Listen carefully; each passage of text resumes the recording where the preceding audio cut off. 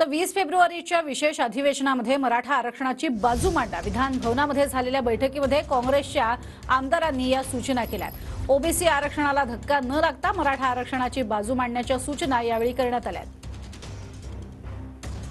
अधिक माहिती घेणार आहोत। प्रदीप कापसे आमचे प्रतिनिधी आपल्या सोबत आहेत। प्रदीप, काय प्रामुख्याने ही मागणी केलेली आहे काँग्रेसच्या आमदारांनी? प्रज्ञा, अगदी बरोबर आहे। खरं तर काल राज्यसभेचे उमेदवार चंद्रकांत हंदुरे यांना राज्यसभेची उमेदवारी जाहीर झाल्यानंतर विधान भवनामध्ये काँग्रेस आमदारांची बैठक जी आहे ती बोलवण्यात आलेली होती। या बैठकीमध्ये वरिष्ठ नेत्यांकडून काँग्रेस आमदारांना मार्गदर्शन जे आहे ते करण्यात आलेलं आहे।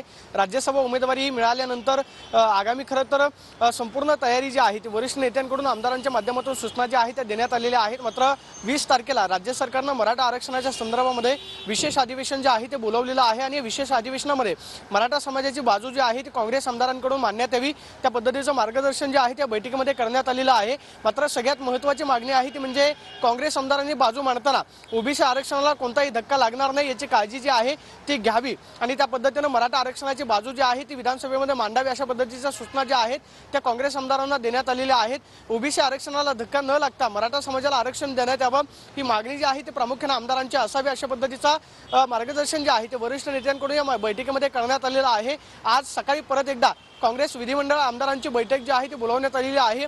राज्यसभा निवडणुकीच्या दृष्टिकोनातून मार्गदर्शन जे आहे त्या बैठकीमध्ये केलं जाणार आहे। मात्र सध्या राज्यामध्ये मराठा विरुद्ध ओबीसी असा एक संघर्ष जो आहे तो आपल्याला पाहायला मिळतो। मात्र 20 तारखेला जे विशेष अधिवेशन बोलवण्यात आलेलं आहे त्या विशेष अधिवेशनामध्ये आपण आपली पक्षाची बाजू जी आहे ती भक्कमपणे मांडा, अशा सूचना आमदारांना करण्यात आल्या। प्रदीप, तुर्तास धन्यवाद या संपूर्ण सविस्तर माहितीसाठी।